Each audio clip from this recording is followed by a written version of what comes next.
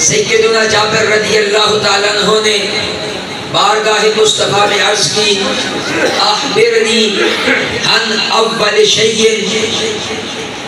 اے پیارے مصطفیٰ اس چیز کے متعلق مجھے خبر دے جس چیز کو رب ذوالجلال نے ہر چیز سے پہلے پیدا کیا ہے، کائنات میں جس کا وجود سب سے پہلے رب کائنات نے بنایا، اس کے متعلق مجھے خبر دے۔ میرے آقا علیہ الصلوۃ والسلام نے فرمایا یا جابرو ان اللہ تعالی خلق قبل الاشیاء نور نبی کا من نور ہی، فرمایا جابر سن، رب کائنات نے سب سے پہلے اپنے نور سے تیرے نبی کے نور کو پیدا فرمایا ہے۔ مجمع ہو میرے مرشد کے آستانے کا، بیٹھے ہو میرے آقا مرشد کے دیوانے، اور محفل ہو میرے آقا کے میلاد کی، تے سبحان اللہ اتنی ٹھنڈی ایک حالت ججدی ہی نہیں۔ میرے والد گرامی تو اکثر یہ کہا کرتے تھے اور میرے نبی کا ذکر وہ ہے جسے سن کے پتھر بول جاتے ہیں، بندے کیوں نہ بولے؟ سارے ایک باری ہاتھ چوک کے آہر تک آواز آنی چاہیے، ذرا سایہ ہو سبحان اللہ۔ میرے آقا علیہ السلام نے فرمایا ہے جابر، اللہ رب العزت نے سب سے پہلے اپنے نور سے تیرے نبی کے نور کو پیدا فرمایا۔ لم یکن فی ذالک الوقت لوح ولا قلم ولا جنت ولا نار ولا ملک ولا سماء ولا ارض ولا انسی ولا جنی، فرمایا آدم سن لے اس وقت نہ زمین تھی نہ آسمان، فرمایا نہ جنت تھی نہ دوزخ، نہ سورج تھا نہ ستارے، نہ فرشتے تھے نہ جن نہ انسان، فرمایا کچھ بھی نہ تھا۔ رب کائنات نے سب سے پہلے اپنے نور سے تیرے نبی کے نور کو پیدا فرمایا ہے۔ اسی لیے بریلی کے تاجدار نے تڑپ کے کہا تھا وہ جو نہ ہو تو کچھ بھی نہ ہو، وہ جو نہ تھے تو کچھ بھی نہ تھا، وہ جو نہ ہو تو کچھ بھی نہ ہو، جان ہے وہ جہان کی، جان ہے تو جہان ہے۔ میرے آقا نہیں تو کچھ بھی نہیں تھا، سب سے پہلے رب نے اپنے محبوب کو بنایا، محبوب کے نور کو پیدا کیا۔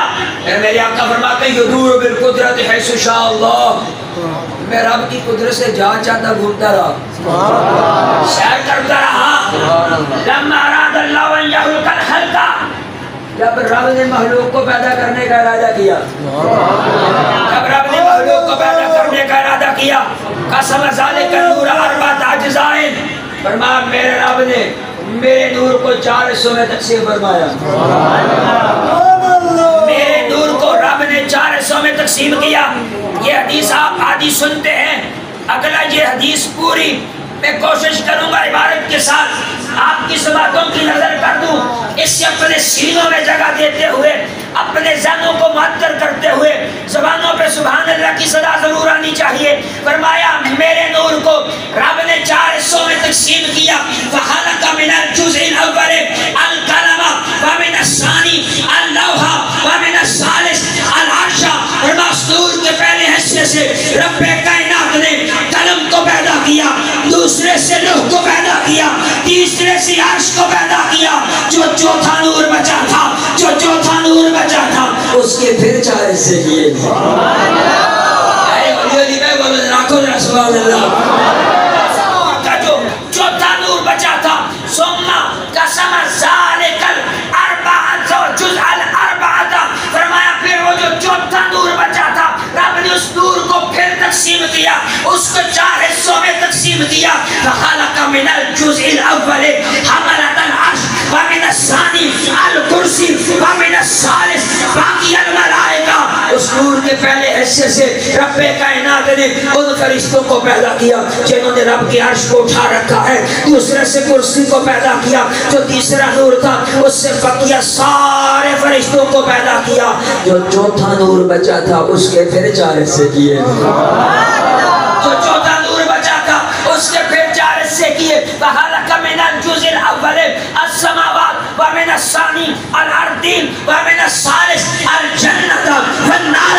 فرمایا اس نور کے پہلے حصے سے اللہ نے آسمانوں کو پیدا کیا, دوسرے سے زمینوں کو پیدا کیا, تیسرے سے جنت اور دوزخ کو پیدا کیا. ہولی ہولی سبحان اللہ کی صدا ضرور آنی چاہیے. جو چوتھا نور بچا تھا, جو چوتھا نور بچا تھا, رب نے اس کے پھر 4 حصے فرمائے.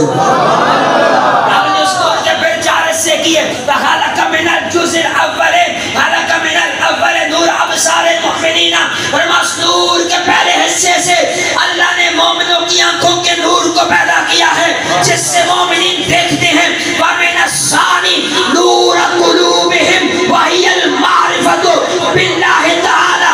اس نور کے دوسرے حصے سے اللہ نے مومنوں کے دلوں کے نور کو پیدا کیا